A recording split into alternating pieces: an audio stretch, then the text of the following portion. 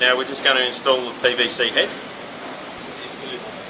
Get the inner PVC and we'll just fit it under the jam, and it lines up exactly in the middle of the jam there with the middle of the PVC head. And then next I'm just going to mark it and make sure it is parallel and straight, and then drill and screw.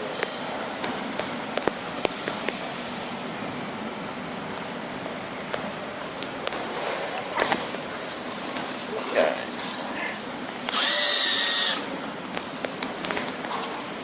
You can either use an adjustable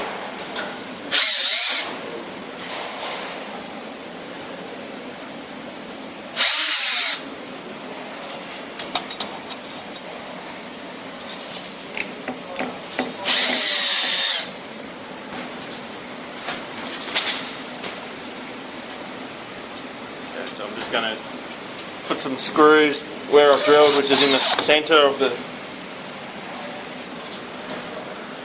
plastic here,